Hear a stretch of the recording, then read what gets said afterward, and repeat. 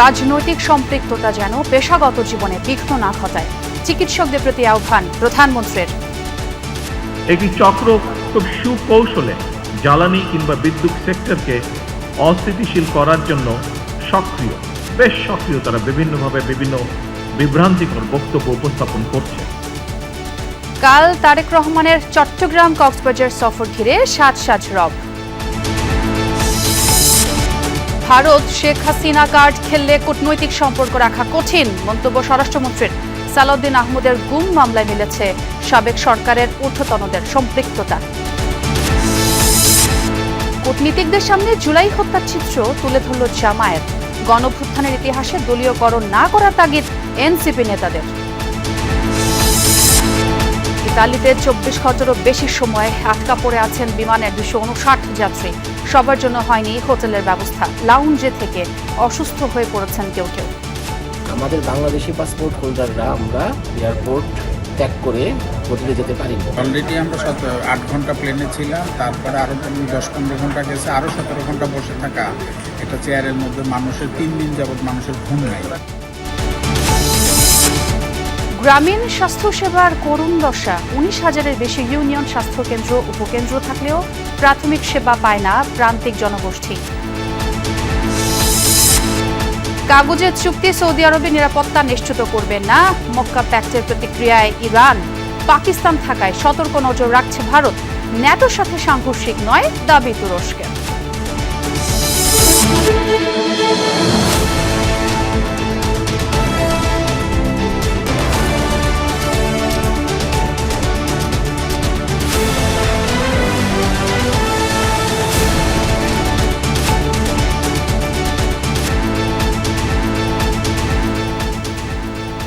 দর্শক আমন্ত্রণ সন্ধ্যার বাংলাদেশের সঙ্গে আছে আমি ছোয়া খন্দকার। আর এতক্ষণ শিরোনাম দেখছিলেন। একটি চক্র সুকৌশলে জ্বালানি খাতকে অস্থিতিশীল করার চেষ্টা করে যাচ্ছে বলে অভিযোগ করেছেন প্রধানমন্ত্রী তারেক রহমান। বলেন, উত্তরাধিকার সূত্রে সমস্যা জর্জরিত জ্বালানি খাত পেয়েছে বর্তমান সরকার। ড্যাবের প্রতিষ্ঠাবার্ষিকীর আয়োজনে প্রধানমন্ত্রী আরও বলেন, রাজনৈতিক সম্পৃক্ততার জন্য চিকিৎসা সেবায় যেন বিঘ্ন না ঘটে, সেজন্য সতর্ক থাকতে হবে চিকিৎসকদের। সরকার প্রধান জানান, দ্রুতই ই-হেলথ কার্ড বিতরণ করবে সরকার। ডক্টরস অ্যাসোসিয়েশন অব বাংলাদেশ ড্যাবের 37তম প্রতিষ্ঠাবার্ষিকী উপলক্ষে চিকিৎসক সমাবেশের আয়োজন জাতীয় সংসদ ভবনের এলডি হলে। এতে যোগ দেন প্রধানমন্ত্রী তারেক রহমান। তার সঙ্গে ছিলেন সহধর্মিণী ও জিয়াউর রহমান ফাউন্ডেশনের vice chairman doctor Zubaida Rahman. আমি ড্যাবের প্রতিটি সদস্যকে জানাই আন্তরিক ধন্যবাদ। প্রতিষ্ঠাবার্ষিকী উপলক্ষে আয়োজিত সমাবেশে দেশের বিভিন্ন প্রান্ত থেকে ড্যাবের নেতাকর্মী ও চিকিৎসকরা অংশ নেন। এ সময় শিক্ষার্থী ও চিকিৎসকদের রাজনীতিতে সক্রিয় অংশগ্রহণের যৌক্তিকতা নিয়ে কথা বলেন প্রধানমন্ত্রী তারেক রহমান। একটি গণতান্ত্রিক রাষ্ট্রে যেহেতু রাজনৈতিক সিদ্ধান্ত প্রায় সকল কাজকেই প্রভাবিত করে, সেহেতু শিক্ষার্থী, শিক্ষক কিংবা পেশাজীবী সবাই যার যার মতাদর্শ অনুসারে রাজনৈতিকভাবে সুসংগঠিত থাকবেন বা সচেতন থাকবেন, এটা কোনো অযৌক্তিক কোনো বিষয় নয়। তবে রাজনৈতিক সম্পৃক্ততা যেন নিজেদের পেশাগত দায়িত্ব পালনে বিঘ্ন না ঘটায় বা বিঘ্ন ঘটার কারণ না হয়, সেটি হচ্ছে মোস্ট ইম্পর্টেন্ট।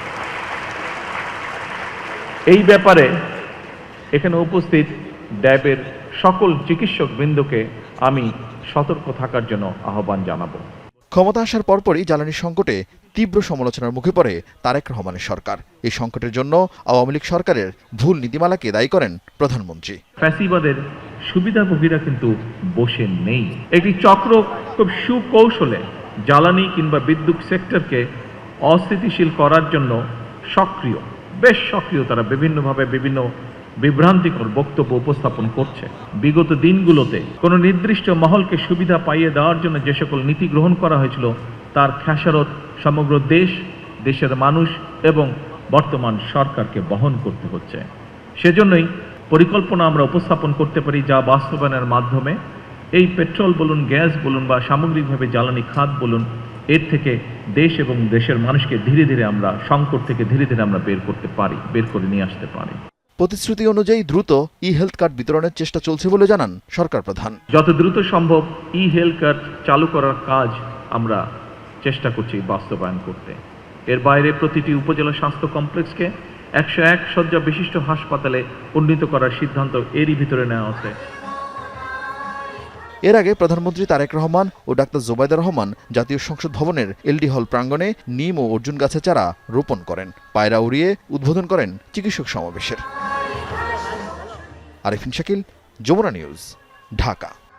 নির্বাচনে জয়ী হয়ে দায়িত্ব গ্রহণের পর প্রথমবার বন্দরনগরী চট্টগ্রামে যাচ্ছেন প্রধানমন্ত্রী তারেক রহমান। কক্সবাজার ও চট্টগ্রাম সফর ঘিরে চলছে জোর প্রস্তুতি, সর্বত্রই সাজ রব। প্রধানমন্ত্রীর আগমনে উচ্ছ্বসিত বিএনপি নেতা কর্মীরাও। দুই জেলায় 4টি স্থানে পৃথক কর্মসূচি সফল করতে দিনরাত চলছে কর্মতৎপরতা। রোববার সকালে কক্সবাজারের মহেশখালীতে মাতারবাড়ি গভীর সমুদ্র বন্দর, কয়লাভিত্তিক বিদ্যুৎ কেন্দ্র ও সমন্বিত উন্নয়ন কর্তৃপক্ষের কার্যক্রম পরিদর্শন শেষে চট্টগ্রাম আসবেন প্রধানমন্ত্রী তারেক রহমান। সফরকে ঘিরে বাঁশখালী, হাটহাজারী ও ফটিকছড়িতে চলছে শেষ মুহূর্তের প্রস্তুতি। ফটিকছড়িতে জনসভাস্থলে তৈরি হচ্ছে সুবিশাল মঞ্চ, হেলিপ্যাড, চলছে সাজসজ্জা ও আনুষঙ্গিক কাজ। আমাদের এমপি মহোদয় শপথ নেওয়ার পর আমরা আমাদের প্রধানমন্ত্রীকে পরিচয়তে আমাদের আসার সৌভাগ্য হয়েছে। সকল বাহিনী একসাথে কাজ করছে যাতে এই প্রোগ্রামটাকে অত্যন্ত সুন্দরভাবে করা যায় এবং মাননীয় প্রধানমন্ত্রী যেভাবে বন্যার্থদের কাছে ছুটে আসতেছেন, আমরাও আমাদের বন্যার্থদের পাশে থাকি, তাদের পাশে থেকে এই অনুষ্ঠানটি সুন্দরভাবে করতে যাচ্ছি। নেতা কর্মীদেরও খবর নেবে, এলাকার উন্নয়নেরও খবর নিচ্ছে এবং হেফাজতুল ইসলাম আমির সাহেবের সাথেও উনি সাক্ষাৎ করবেন। এটা আমার জন্য এবং ফটিকছড়িবাসীর জন্য অত্যন্ত খুশি।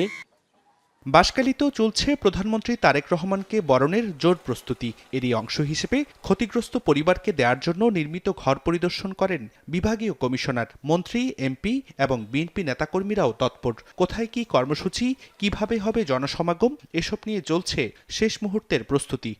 বন্যা দুর্গতদের আক্রান্ত বেশি ছিল, তিনি তাদের পাশে এসে দাঁড়ানোর জন্যই এই সফরসূচি দিয়েছেন। এখানে তিনি 100 জন ব্যক্তিকে তাদের গৃহ মেরামত করার জন্য প্রতিশ্রুতি দিয়েছেন। চট্টগ্রামের 3 জেলা, চট্টগ্রাম মহানগর, চট্টগ্রাম উত্তর এবং দক্ষিণের একেবারে উপজেলা পর্যন্ত নেতৃবৃন্দের সাথে, বিএনপি এবং অঙ্গ সহযোগী সংগঠনের নেতৃবৃন্দের সাথে উনি ওপেন হাউস মত বিনিময় করবেন। আমি মনে করি বাংলাদেশের রাজনীতিতে এবং গণতান্ত্রিক চর্চায় এটি অত্যন্ত বিরল একটি পদক্ষেপ এবং নতুন একটি পদক্ষেপ। প্রধানমন্ত্রীর আগমন ঘিরে উচ্ছ্বাস, উন্মাদনা বিএনপি ও অঙ্গ সংগঠনের নেতাকর্মীদের মাঝে। দলীয় কার্যালয়ে বাড়ছে ভিড়। সভা সমাবেশ আর প্রস্তুতি বৈঠকে চলছে দলের প্রধানকে বরণে কর্মপরিকল্পনা। নির্বাচনের পরে প্রথম চট্টগ্রাম সফর আসছেন, আমাদেরকে প্রায় 1 থেকে 1.5 ঘন্টা সময় উনি দিতে পারবেন। তো এই সুযোগে আমরা আমাদের তৃণমূলের নেতাকর্মীদের সাথে যতটা সম্ভব ততটা উনি কথা বলার চেষ্টা করবেন। এই জন্য সেইভাবে আমরা আমাদের প্রস্তুতি নিচ্ছি। মহানগর বিএনপির সকল নেতা কর্মী ওনার আসার পরিপ্রেক্ষিতে আমরা অত্যন্ত উজ্জীবিত।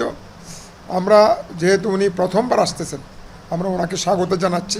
নতুন উদ্যমে আমরা আমাদের রাজনৈতিক কর্মকাণ্ডগুলি আমরা শুরু করব। তৃণমূল পর্যায়ের নেতাকর্মীরা যারা আছে তাদের সাথে ওনার সরাসরি কথা বলার একটা সুযোগ সৃষ্টি হয়েছে। এতে করে আমরা মনে করি যে তৃণমূলের নেতাকর্মীরা ওনার কাছ থেকে একটা মেসেজ পেল, আর একটা তৃণমূলের কর্মীরা ওনাকে দেখে উদ্বুদ্ধ হলো। রোববার সফরে মহেশখালী, বাঁশখালী, হাটহাজারী ও ফটিকছড়িতে নির্ধারিত কর্মসূচিতে অংশ নেবেন প্রধানমন্ত্রী তারেক রহমান। এসব কর্মসূচিতে স্থানীয় নেতাকর্মীদের সঙ্গে সরাসরি কথা বলবেন তিনি। দিনের কর্মসূচি শেষে চট্টগ্রামের 5 তারকা হোটেল রেডিসনে বিএনপির সাংগঠনিক সভায় যোগ দেওয়ার কথা রয়েছে প্রধানমন্ত্রীর। জোবাইর রিফাত, যমুনা নিউজ, চট্টগ্রাম।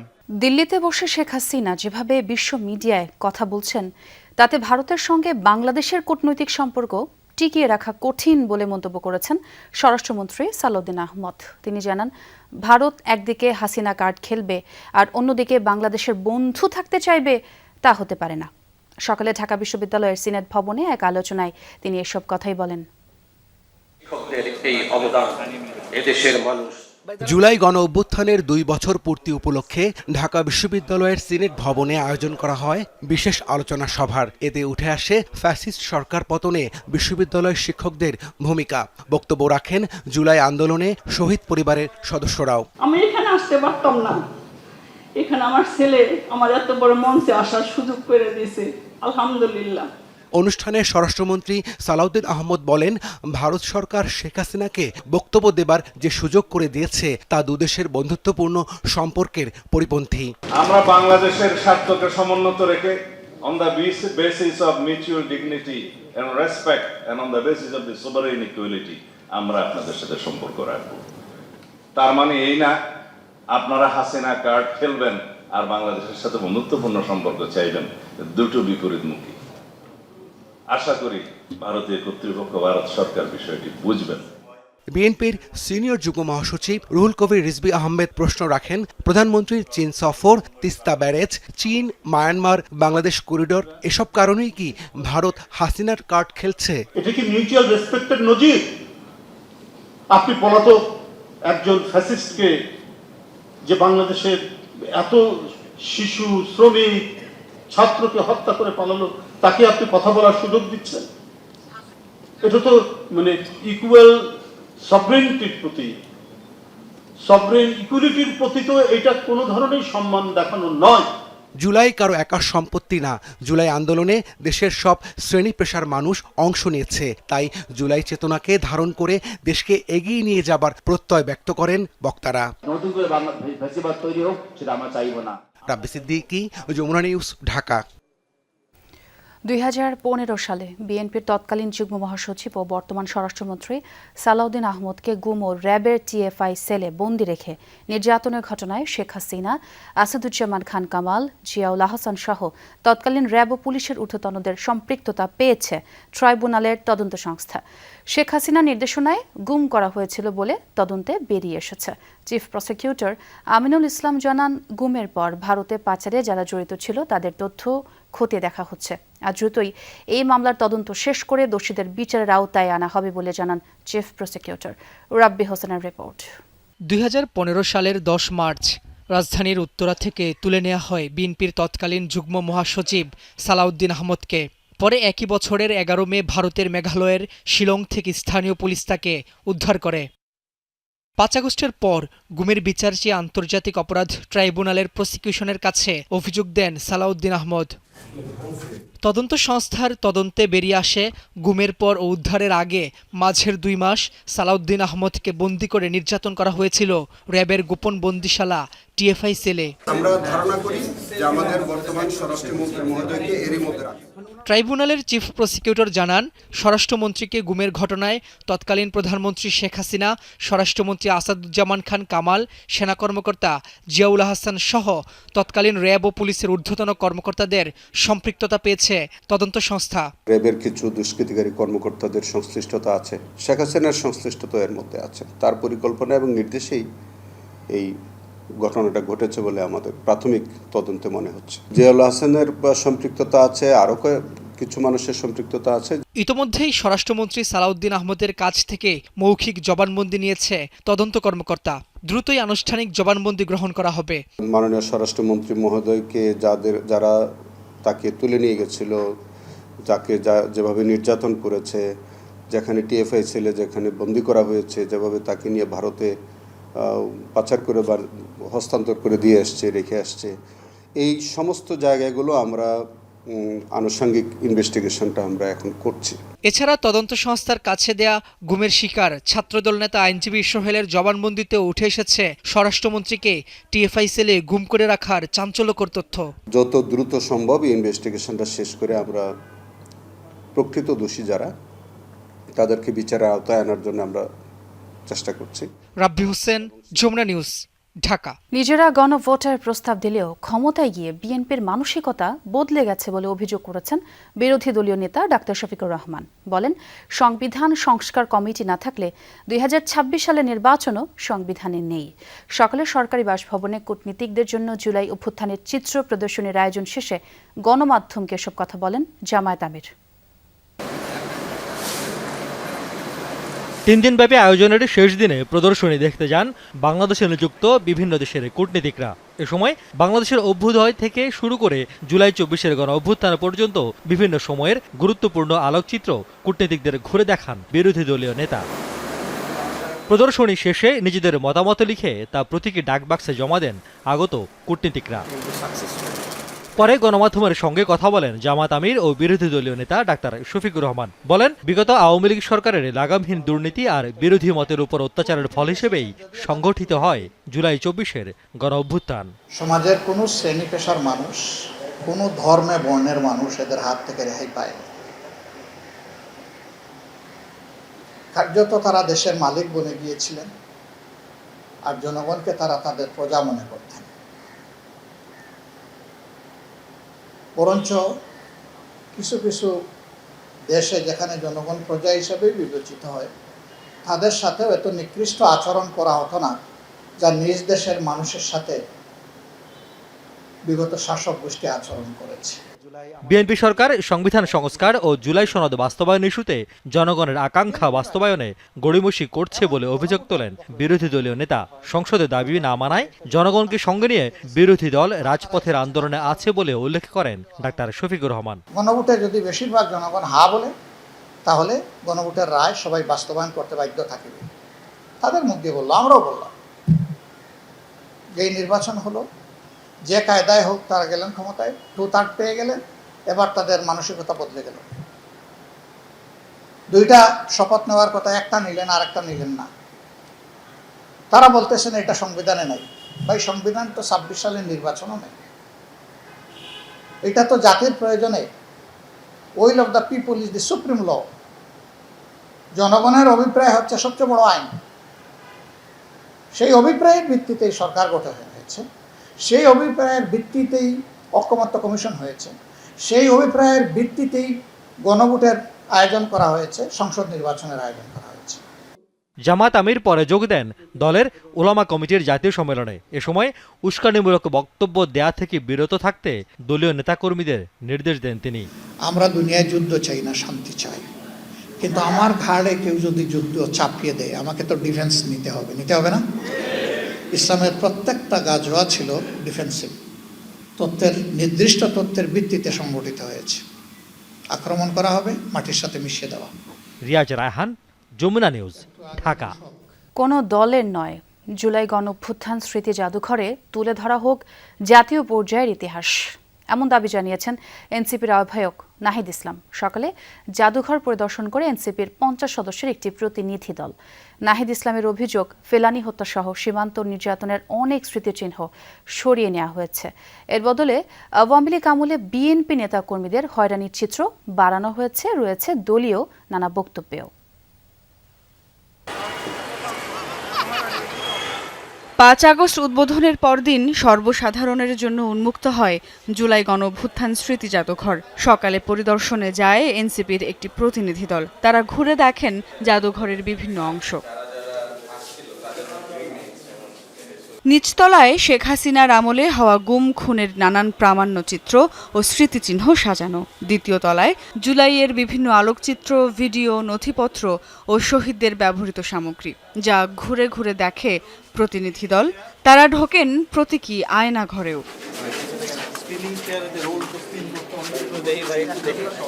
পরিদর্শন শেষে জাদুঘরের বেশ কিছু অসঙ্গতি তুলে ধরেন এনসিপির আহ্বায়ক নাহিদ ইসলাম। বলেন, সীমান্ত হত্যা আর ফেলানির স্মৃতিচিহ্ন ছিল জাদুঘরে, যেগুলো সরিয়ে ফেলা হয়েছে। এর পরিবর্তে বেড়েছে বিএনপির নির্যাতনের শিকার নেতাকর্মীদের স্মৃতি। এ সময় জুলাই জাদুঘরকে কোনো দলীয় নিদর্শন না বানানোর আহ্বান জানান তিনি। সীমান্তে আমাদের যে সকল ভাই বোনেরা হত্যাকাণ্ডের শিকার হয়েছে বিএসএফ ভারতীয় বাহিনী দ্বারা, প্রায় তাদের একটা তালিকা ছিল, ফেলানির একটা ভাস্কর্য ছিল, সেই জিনিসগুলো সরিয়ে ফেলা হয়েছে। আমরা যখন এবার ছিলাম তখনও গত 16 বছরের বিষয়গুলো দেখানো হয়েছে। সেখানে বিএনপির যে নির্যাতিত হয়েছে তারা দল হিসেবে সেগুলোর কন্টেন্ট ছিল, সেই কন্টেন্টগুলো এবার বৃদ্ধি করা হয়েছে, বাড়ানো হয়েছে। আমরা চাই জুলাই গণ অভ্যুত্থান সম্পর্কিত যে কোনো ইতিহাস, বক্তব্য, জাদুঘর, সেটা যাতে একটা জাতীয় চরিত্র থাকে, যাতে সেটাকে সবাই ধারণ করতে পারে। জাদুঘরে লোকবল সংকট নিয়েও কথা বলেন বিরোধী দলীয় চিফ হুইপ। এটিকে স্বায়ত্তশাসিত হিসেবে স্বীকৃতি দিয়ে কমপক্ষে 200 কর্মী নিয়োগেরও দাবি তোলেন নাহিদ ইসলাম। জুলাই স্পিরিটকে ধারণ করে সেই ধরনের লোকদেরকে দিয়েই এই জাদুঘর পরিচালনা করতে হবে, বিশেষজ্ঞ লোকদেরকে দিয়ে। ফলে এটার একটা স্বায়ত্তশাসিত কাঠামো প্রয়োজন, আইন প্রয়োজন, এবং প্রায় 200-র মতো জনবল এখানে প্রয়োজন। এখন পর্যন্ত 15 থেকে 20 জন আছে এবং তারা ভলেন্টিয়ার দিয়ে আপাতত চালাচ্ছে। তো এইভাবে কিন্তু এটা খুবই ঝুঁকির মধ্যে এই জাদুঘরটা, নিরাপত্তাহীনতা এবং ঝুঁকির মধ্যে এই জাদুঘরটা আছে। বেলা 11টা থেকে জনসাধারণের জন্য খুলে দেয়া হয় প্রবেশ গেট। নারী পুরুষ নির্বিশেষে সব বয়সীরা ঘুরে দেখেন জুলাই স্মৃতি জাদুঘর। অনেকেই করেন 24-এর স্মৃতিচারণ। প্রজন্ম থেকে প্রজন্ম যাতে শেখ হাসিনা ও তার ফ্যাসিজমের গল্পগুলো পৌঁছে যায়, তাই সন্তানদেরও সঙ্গে এনেছেন অভিভাবকরা। সুমাইয়া ঐশী, যমুনা নিউজ, ঢাকা। 1/11-এর সময় ডিজিএফআই এর আয়নাঘর খ্যাত জয়েন্ট ইন্টারোগেশন সেল জিআইসিতে বন্দি রেখে বর্তমান প্রধানমন্ত্রী তারেক রহমানকে নির্মম নির্যাতনের তথ্য প্রমাণ মিলেছে বলে জানিয়েছেন ট্রাইব্যুনালের চিফ প্রসিকিউটর। শনিবার জিআইসি পরিদর্শন করেন ট্রাইব্যুনালের বিচারপতি সহ প্রসিকিউশন ও আসামিদের আইনজীবীরা। পরে চিফ প্রসিকিউটর বলেন, 2008 সাল থেকে 2024 সাল পর্যন্ত ভিন্ন মতের ব্যক্তিদের ধরে এনে এই টর্চার সেলে রেখে অমানবিক নির্যাতন করা হতো। সেই আলামত নষ্ট করা হয় 5 আগস্টের পর। 5 আগস্ট রাজনৈতিক পট পরিবর্তনের পর আওয়ামী লীগ সরকারের 15 বছর সহ 17 বছরের শাসনামলের গুম-খুনের বিচার শুরু হয় আন্তর্জাতিক অপরাধ ট্রাইব্যুনালে। ডিজিএফআইয়ের গোপন বন্দিশালা আয়নাঘরে হুম্মাম কাদের চৌধুরী, ব্রিগেডিয়ার আবদুল্লাহিল আজমি সহ 26 জনকে গুম নির্যাতনের মামলায় বিচার চলছে শেখ হাসিনা সহ 13 জনের বিরুদ্ধে। শনিবার গুমের এ মামলার বিচারের অংশ হিসেবে ডিজিএফআইয়ের গোপন বন্দিশালা পরিদর্শন করেন ট্রাইব্যুনালের বিচারপতি, প্রসিকিউশন ও আসামি পক্ষের আইনজীবীরা। পরিদর্শন শেষে চিফ প্রসিকিউটর জানান, এখানে 1/11 সরকারের আমলে বর্তমান প্রধানমন্ত্রী তারেক রহমানকে আটকে রেখে নির্যাতন করা হয়েছিল।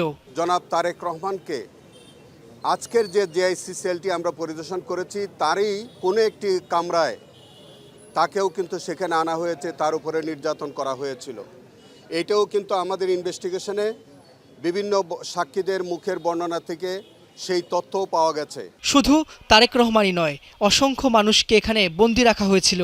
এসব অপরাধের জড়িতদের বিচারের আওতায় আনা হবে বলে জানায় চিফ প্রসিকিউটর। বিগত সরকার শেখ হাসিনার নেতৃত্বে একটি অমানবিক রাষ্ট্র কায়েম করা হয়েছিল, যেখানে কিছু সংখ্যক অতি উৎসাহী আইনশৃঙ্খলা বাহিনীর সদস্যরা সরকারের কিছু অসৎ উদ্দেশ্য বাস্তবায়নের জন্য এই আয়নাগর নামীয় টর্চার সেলগুলো বাংলাদেশে প্রতিষ্ঠা করেছিল। তবে পরিদর্শন শেষে বন্দীদের দেয়া অভিযোগ অস্বীকার করেন আসামি পক্ষের আইনজীবীরা। আমরা যেটা দেখেছি, এটা মূলত এই ওনাদের যেই ডকুমেন্ট যেটা প্রসিকিউশন জমা দিয়েছে ট্রাইব্যুনালের সামনে, সেখানে আমরা যথেষ্ট অমিল পেয়েছি। যে ব্যক্তি গাছ দেখে নাই সেই ব্যক্তি কি করে এই মেজবি দেখে, মেজবির উল্টা ওয়াল দেখে। 5 আগস্টের পর জিআইসিতে গুমের আলামত নষ্ট করা হয়েছে বলে জানান চিফ প্রসিকিউটর আমিনুল ইসলাম। রাব্বি হোসেন, যমুনা নিউজ, ঢাকা। জাতীয় ঐকমত্য কমিশন গোজামিল দিয়ে সংস্কার সংকটের সূচনা করেছে। সংঘাত না চাইলে রাজনৈতিক দলগুলোর উচিত আলোচনার মাধ্যমে এর সমাধান করা। সেন্টার ফর গভর্নেন্স স্টাডিজের আলোচনায় এমন মন্তব্যই করেছেন বক্তারা। গুম আইন, মানবাধিকার কমিশন আইন ও সুপ্রিম কোর্ট সচিবালয়ে বাতিল সিদ্ধান্তের সমালোচনা করেন তারা। বলেন, রাজনৈতিক দলগুলোর মধ্যে সহনশীলতা না থাকলে গণতন্ত্র টেকানো কঠিন হবে। গণতান্ত্রিক পুনর্গঠনের জন্য সংলাপ। জুলাই জাতীয় সনদ প্রসঙ্গে আলোচনার আয়োজন করে সেন্টার ফর গভর্নেন্স স্টাডিজ। সকালে সিডাপ মিলনায়তনে এই আলোচনায় গুরুত্বপূর্ণ কয়েকটি আইন বাতিলের সমালোচনা করেন বক্তারা। গুম অধ্যাদেশ বাতিল হয়ে গেল, মানবাধিকার অধ্যাদেশ বাতিল হয়ে গেল, এবং বলা হলো যে অধিকতর ভালো আইন আমরা করব। তো অসম্ভব রকমের পুয়ার একটা আইন হয়েছে, মানে যেটা থাকা এবং না থাকা একই ব্যাপার। পুলিশের অপরাধের তদন্তের জন্য একটা স্বাধীন তদন্ত লাগবে সংস্থা, নইলে পুলিশ কখনো নিজের তদন্ত প্রপারলি করবে না, এটাই স্বাভাবিক। এই যে মানবাধিকার কমিশন করা হয়েছিল, যে গুমের তদন্তটা মানবাধিকার কমিশনের মাধ্যমে হবে, এটা ল্যাপস করে দিলেন।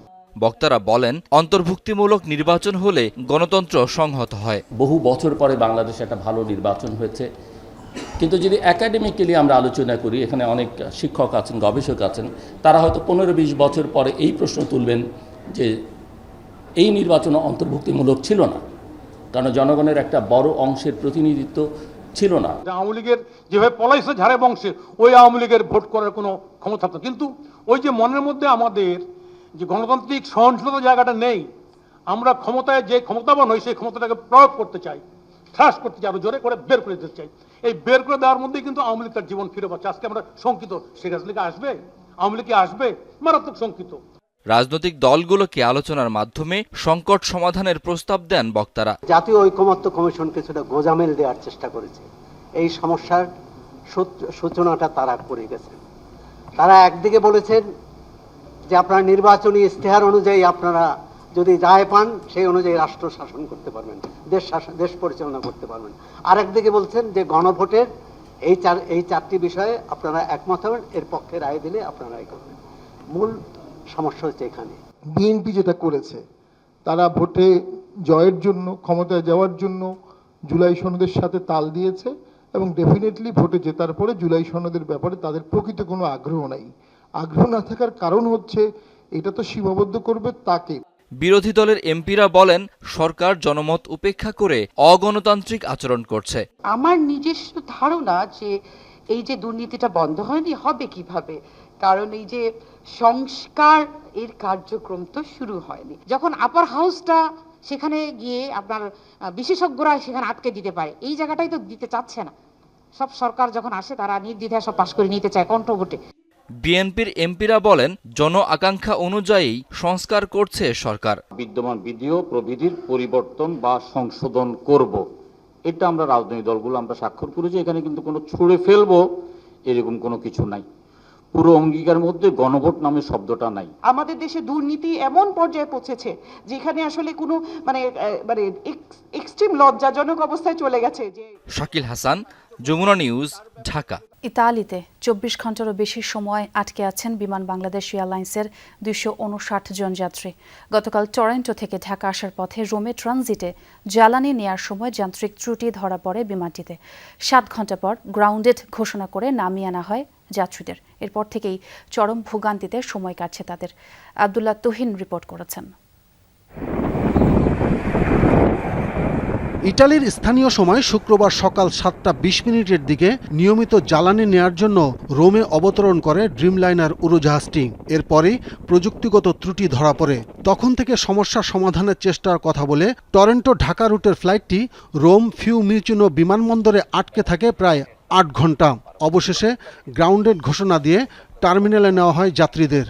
অলরেডি আমরা 8 ঘন্টা প্লেনে ছিলাম, তারপরে আরো 10-15 ঘন্টা গেছে, আরো 17 ঘন্টা বসে থাকা একটা চেয়ারের মধ্যে মানুষের 3 দিন যাবৎ মানুষের ঘুম নাই এবং সবার জন্য এটা খুব টাফ হয়ে যেতেছে। বাট আমরা বিমান কর্তৃপক্ষের কাছ থেকে সেরকম সহযোগিতা পাচ্ছি না। 10 থেকে 12 ঘন্টা পর কর্মকর্তারা এসে কিছু খাবার ব্যবস্থা করেছে বলে অভিযোগ ভুক্তভোগীদের। মধ্যরাতে আটকে পড়াদের মধ্যে 100 জনের মতো যাত্রীকে টার্মিনালের বাইরে হোটেলের ব্যবস্থা করে দেওয়া হয়, কিন্তু বাংলাদেশি পাসপোর্টধারী 170 জনের মতো যাত্রীকে লাউঞ্জেই বসে থাকতে হয়। আমাদের অ্যাকোমোডেশন এবং খাবারের যে ব্যবস্থা সেটা বিমান যথাযথভাবে করতে পারিনি, কারণ আমাদের বাংলাদেশি পাসপোর্ট হোল্ডাররা আমরা এয়ারপোর্ট ত্যাগ করে হোটেলে যেতে পারিনি। তো এক্ষেত্রে বিমান আমাদের 170 জনের মতো যাত্রী যারা বাংলাদেশি পাসপোর্ট হোল্ডার তাদেরকে যথাযথ থাকা এবং খাবারের যে দায়িত্ব করার কথা সেটা তারা ঠিকমতো পালন করতে পারেনি। কানাডিয়ান এবং ইউএসএ ভিসাধারী তারা যাত্রীদের অবস্থান ও ভোগান্তি সম্পর্কে তেমন কোনো তথ্য না দিলেও বিমানের ঢাকা অফিস থেকে এক বিজ্ঞপ্তিতে জানানো হয় গ্রাউন্ডেড বিমানটি কারিগরি ত্রুটি সারাতে প্রকৌশলীদের একটি দল প্রয়োজনীয় যন্ত্রাংশ নিয়ে রোমে রওনা হয়েছে। সমস্যা সমাধান হলে 9 আগস্ট সকাল 10:30টায় যাত্রীসহ উড়োজাহাজটির ঢাকায় পৌঁছানোর কথা। বাস্তবে একটা লাউঞ্জের মধ্যে আমাদেরকে এভাবে সারা রাত বসে এবং কাটাতে হচ্ছে। এদিকে এয়ারপোর্ট লাউঞ্জে টানা অপেক্ষায় থাকা যাত্রীদের অনেকেই অসুস্থ হয়ে পড়লেও বিমান কর্তৃপক্ষ থেকে তেমন কোনো ব্যবস্থা নেওয়া হচ্ছে না বলেও অভিযোগ পাওয়া গেছে। আব্দুল্লাহ তুহিন, যমুনা নিউজ, ঢাকা। সারা দেশে ইউনিয়ন পর্যায়ে স্বাস্থ্য প্রতিষ্ঠান 19,000-এর বেশি, যার মধ্যে রয়েছে পরিবার পরিকল্পনা, উপস্বাস্থ্য কেন্দ্র ও কমিউনিটি ক্লিনিক। তারপরও মিলছে না কাঙ্ক্ষিত প্রাথমিক স্বাস্থ্যসেবা। বেশি বেহাল দশা উপস্বাস্থ্য কেন্দ্রের। স্বাস্থ্যমন্ত্রী জানালেন 3 প্রতিষ্ঠানের মধ্যে সমন্বয় বাড়ানোর উদ্যোগ নেওয়া হচ্ছে। সহকর্মী জিহাদ ইসলামের ক্যামেরায় দেশের প্রত্যন্ত এলাকার স্বাস্থ্য কেন্দ্র ঘুরে বাস্তবতা তুলে এনেছেন আরেক সহকর্মী হাসান মেজবা। দেয়ালে ফাটল, খুলে পড়ছে পলেস্তারা, সামনে নোটিশ ঝুঁকিপূর্ণ ভবন। অথচ ভবনের বয়স মাত্র ২৬ বছর। এটি বাগেরহাটের গোয়ালমাঠ ইউনিয়ন উপস্বাস্থ্য কেন্দ্র। সেবা বন্ধ আছে বেশ কিছুদিন ধরে। এবার যাচ্ছি যশোরের পাজিয়া উপস্বাস্থ্য কেন্দ্রে। চিকিৎসক নেই, সেবা দেন ফার্মাসিস্ট। তিনিই প্রেসক্রিপশনে লিখে দেন বেশ কয়েকটি অ্যান্টিবায়োটিক। ফ্লুক্লোক্সাসিন যে কেটে গেলে ঘা হলে সেখানে দিছি, আর আপনার জ্বর সর্দি কাশিতে আপনার সেফিক্সিম দিয়েছি, আর অ্যাজিথ্রোমাইসিনটা দিয়েছি। যার ডায়রিয়া হয়েছে তাকে, যেহেতু আমাদের সিপ্রোফ্লক্সাসিন নেই, তার পরিবর্তে অ্যাজিথ্রোমাইসিন ব্যবহার দিচ্ছি এখানে। বাইরে লেখা ২৪ ঘন্টা ডেলিভারি, অথচ স্থানীয়রা বললেন কোনো ডেলিভারি হয় না সেখানে। ২ মাস ধরে কেন্দ্রটি খোলাই হয়নি। সামনে জমে আছে পানি। এটি অভয়নগরের প্রেমবাগ স্বাস্থ্য ও পরিবার কল্যাণ কেন্দ্র। এখানে পাওয়া যায় জন্মনিয়ন্ত্রণ বড়ি, আর হয়তো কাশি জ্বর, তাও সবসময় থাকে না। এই হাসপাতাল জন্মতে কোনদিন ডেলিভারি রুগী জায়গা কোনদিন ডেলিভারি হয়নি। 10টা বাজে ফিরাই, এখনো কোনো ডাক্তার এখানে আসেনি। আমাদের বাড়িতে হাসপাতাল আমরা আগে করছি, কোন দিনই আমাদের সুযোগ সুবিধা পাই সেটা না পাচ্ছি না। আমরা সেটা না পাচ্ছি, আমাদের হাসপাতাল দরকার নাই। সারা দেশে ইউনিয়ন উপস্বাস্থ্য কেন্দ্র ১৩১৩টি। এর মধ্যে অবকাঠামো নেই ৩৬৬ ইউনিয়নে। ৬,৫০০ জনবলের মধ্যে অর্ধেক পদই শূন্য। সব কেন্দ্রে একজন MBBS ডাক্তারের পদ থাকলেও কোথাও দেখা মেলেনি। যশোর শহর থেকে খুব কাছেই বন্ধবিলা ইউনিয়ন। ২৬,০০০ মানুষ বসবাস করেন এই ইউনিয়নে। যে ইউনিয়নের মানুষের জন্য করা হয়েছে এই উপস্বাস্থ্য কেন্দ্রটি, কিন্তু সপ্তাহে মাত্র একদিন স্বাস্থ্যসেবা মেলে এখানে। আর বাকি দিনগুলোতে স্বাস্থ্য সহকারীরা এভাবে এসে অলস বসে থাকেন। তবে তাদের আরেকটি কাজ আছে, গুরুত্বপূর্ণ কাজ। সেটি হলো রোগী আসলে তারা বলে দেন সেবা এখন নয়, সোমবার। কিন্তু সোমবারে সপ্তাহে একদিন ডাক্তার আসে এখানে, ওই একদিন আসার কথা বলে দিই। কিন্তু লোক নেই, চিকিৎসা দেবে কিনা, মানুষ কোন সময় করে বিপদে পড়ে, কিনা আসবে স্বাস্থ্যকেন্দ্রে আইসে পাইলেও না, বিলম্ব তো অবশ্যই। সারা দেশে ইউনিয়ন স্বাস্থ্য ও পরিবার কল্যাণ কেন্দ্র ৩,৩০৭টি। এর মধ্যে মডেল স্বাস্থ্যকেন্দ্র ৫০০টি। ২৪ ঘন্টা স্বাভাবিক সন্তান প্রসবের কথা থাকলেও সেটি যেন ঘোষণাতেই সীমাবদ্ধ। একটি কেন্দ্রে মাসে গড়ে ৩টি নর্মাল ডেলিভারিও হয় না। প্রতিষ্ঠানে যে আমরা গরিব গুরু আশেপাশে যারা আছি তারা যে কিছু পাবো, কিছু সাহায্য পাবো, কিছু ওষুধপত্র পাবো, কোনোদিন কিছু পাই না আমরা। এখন তো এরা পরিত্যক্ত, মানে এরা ভাঙ্গে যাবে বিধায় ভয়তে ওই কাউন্সিলের মধ্যে নিয়ে বসাইছি আমরা। একদিন অথবা 2 দিন সপ্তাহে বসে, আর প্রতিদিন আসলে মনে করেন যে প্রায় লোকজন মনে করেন যে এখানে ঘুরে ঘুরে চলে যায়। দেখা গেলো সাপ্তাহিক সিগনেচার বা মাসিক সিগনেচারটা কমপ্লিট করার জন্য ওই সময় হয়তো এরা আসে, এখানে এসে সিগনেচার করে ওদের কাজ ওরা করে চলে যায়। এদিকে দেশের ১৪,০০০ কমিউনিটি ক্লিনিকে কিছুটা সেবা মিললেও অনেক ক্লিনিকের অবস্থা জরাজীর্ণ। সময় মতো খোলা হয় না, সেবা বঞ্চিত রোগীরা। কমিউনিটি ক্লিনিক আইডিয়াটা একটা রাজনৈতিক চিন্তার সাথে যুক্ত করে ফেলা হয়েছিল। মাঝখানে যে ইউনিয়ন সাবসেন্টারগুলোর উপর খুবই কমই গুরুত্ব দেওয়া হয়েছিল, ফ্যামিলি প্ল্যানিংয়ের কিছু গুরুত্ব ছিল। তো এইটা কিন্তু ঘটেছিল যে আমরা যে কোনো উপায়ে কমিউনিটি ক্লিনিকে হাইলাইট করে এটা বিপ্লব দেখাবো, আর মাঝখানেরটা যে দুর্বল হয়ে গেল সেটা আমরা খেয়াল করব না। তো তার ফলে কিন্তু ওইখানে একটা ক্ষতি হয়েছে। ইউনিয়ন পর্যায়ে প্রাথমিক স্বাস্থ্যসেবার এত বড় আয়োজন বিশ্বে বিরল। নানা রোগের চিকিৎসার পাশাপাশি প্রসবকালীন সেবাসহ বিনামূল্যে দেয়া হয় ওষুধও। কিন্তু জনবল সংকট আর অব্যবস্থাপনায় ধুঁকছে সব স্বাস্থ্য প্রতিষ্ঠান। প্রাইমারি পাবলিক হেলথের পরিকল্পনার আন্ডারে এই তিনটাকে সমন্বয় করে আমরা যেটা ঘরে ঘরে সেবা পৌঁছে দেওয়ার যে আমাদের লক্ষ্য, প্রাইমারি হেলথ কেয়ার, এটা নেওয়ার জন্য এটাকে ইন্টিগ্রেটেড একটা সিস্টেমে এনেই আমরা স্বাস্থ্যসেবা নিশ্চিত করবো ইনশাল্লাহ। তিনটা প্রতিষ্ঠান মিলে কি একটা হবে নাকি? না, এরকম একটা হওয়ার মতো চিন্তা আমরা করি নাই, বাট মানে ওয়ার্ক এরিয়াগুলি মানে প্রপারলি ডিস্ট্রিবিউট করা হবে। একটি দেশের স্বাস্থ্য ব্যবস্থার মূল ভিত্তি প্রাথমিক স্বাস্থ্যসেবা, কিন্তু কখনোই তা শক্তিশালী করা হয়নি। ফলে দিন দিন বাড়ছে গ্রামের রোগীদের ব্যক্তিগত চিকিৎসা ব্যয়। হাসান মিসবাহ, যমুনা নিউজ, ঢাকা। রাজুকের পরিদর্শক ও ভবন মালিকরা যৌথভাবে অনিয়ম আর দুর্নীতির সাথে জড়িত, এমন মন্তব্য করেছেন রাজুক চেয়ারম্যান রিয়াজুল ইসলাম। জানান তাদের বিরুদ্ধে ব্যবস্থা নেয় 240 জনের মধ্যে এখন কাজ করছেন মাত্র 135 জন ইন্সপেক্টর। জাতীয় প্রেসক্লাবে ঢাকা ইউটিলিটি রিপোর্টার্স অ্যাসোসিয়েশন আয়োজিত সংলাপে এসব কথা তুলে ধরেন রাজুক চেয়ারম্যান। জানান বাড়ি মালিকরা যথাযথভাবে ভবনের নকশা তৈরি করলে অনেকাংশে ভূমিকম্পের ক্ষতি প্রতিরোধ করা সম্ভব। ঘনবসতিপূর্ণ শহরে অল্প সংখ্যক লোকবল দিয়ে প্রতিনিয়ত চ্যালেঞ্জ নিয়ে কাজ করা হচ্ছে। দেশের প্রতিটি জেলা উপজেলায় পরিবর্তনের পাওয়ার হাউস। এজন্য তারুণ্যের সাথে অন্য সব শক্তির মেলবন্ধন জরুরি।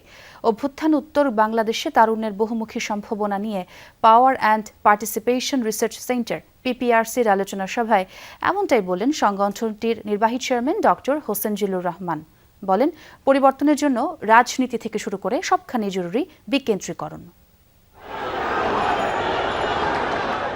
জুলাইয়ের অভ্যুত্থানে তারুণ্যের শক্তি দেখেছে গোটা বিশ্বই। তবে বড় প্রশ্ন, অভ্যুত্থান পরবর্তী পরিবর্তনের রূপরেখায় কতটা প্রতিফলন ঘটেছে সেই তারুণ্যের, তরুণদের জন্য কতটা সম্ভাবনাই বা নিশ্চিত করতে পেরেছে পরিবর্তিত প্রেক্ষাপট। তা নিয়েই ছিল PPRCর আলোচনা সভা।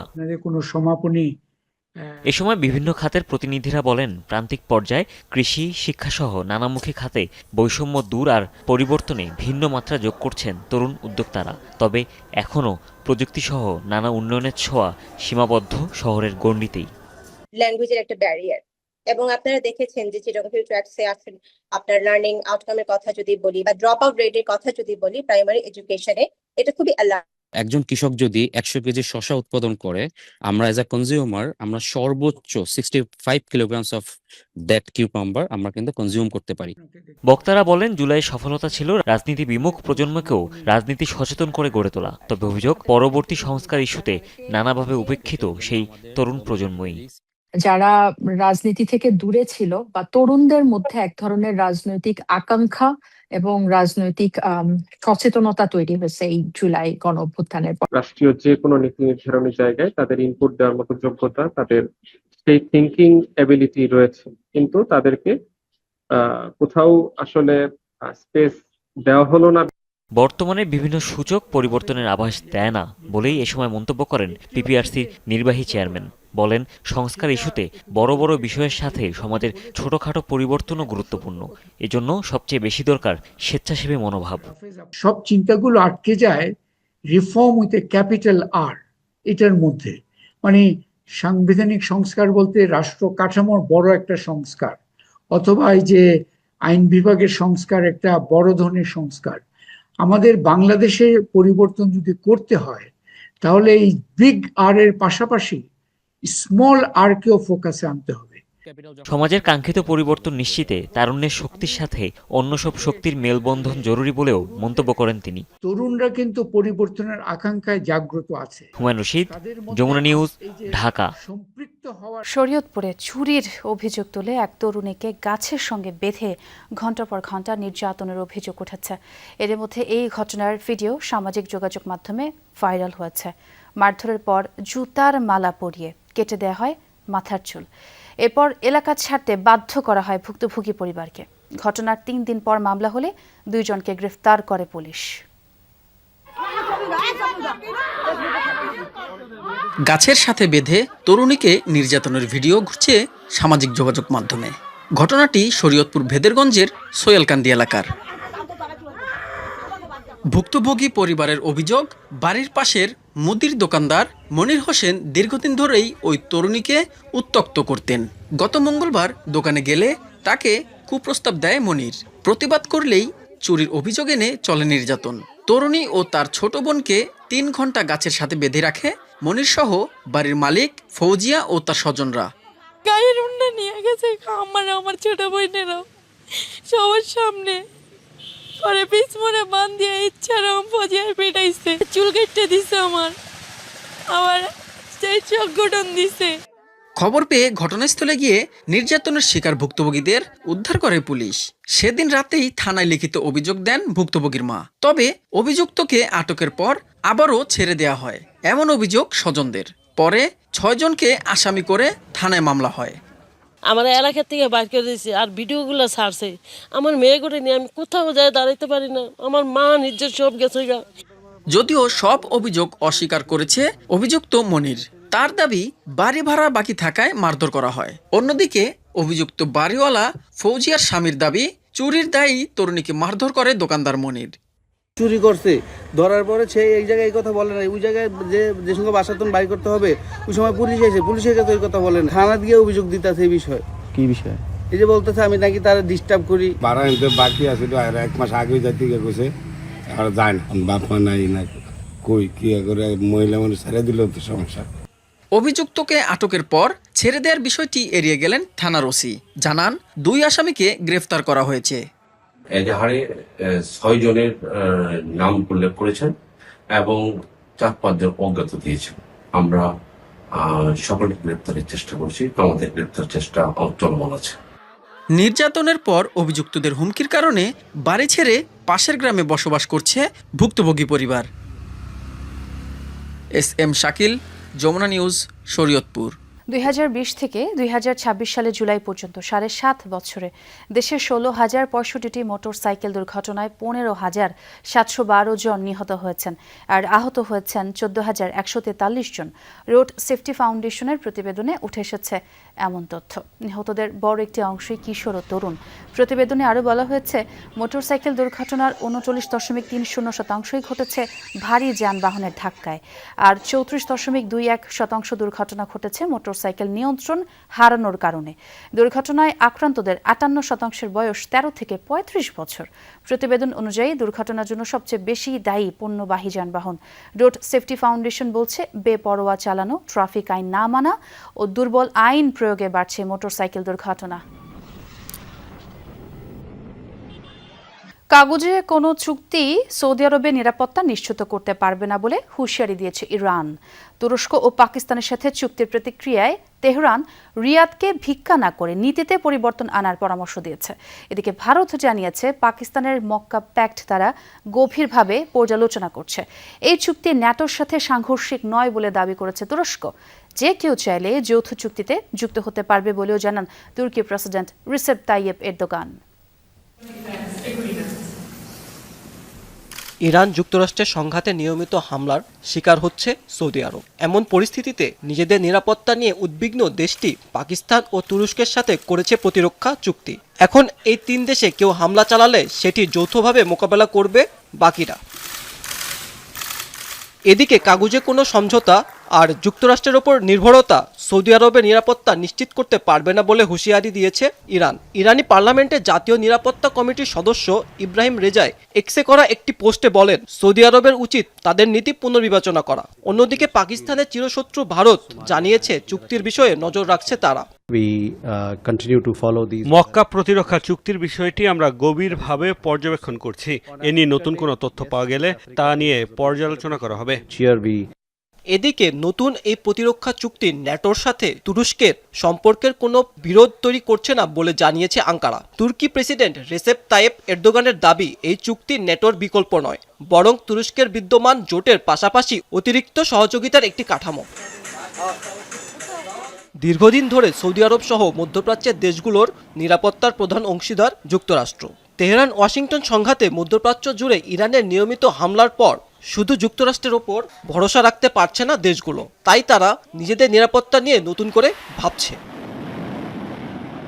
মাহমুদ সাকিব, যমুনা নিউজ।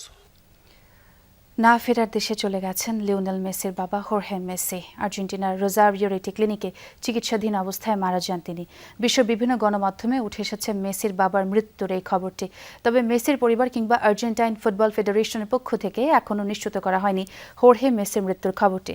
স্থানীয় সময় রাত 10টা নাগাদ তিনি মৃত্যুবরণ করেন বলে খবর এসেছে গণমাধ্যমে।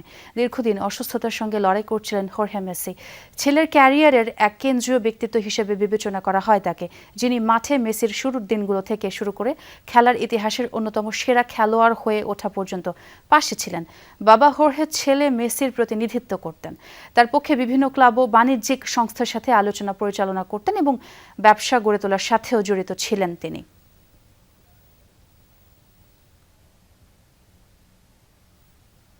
দর্শক, এই ছিল সন্ধ্যার বাংলাদেশে। এতক্ষণ যারা সঙ্গে ছিলেন সবাইকে ধন্যবাদ।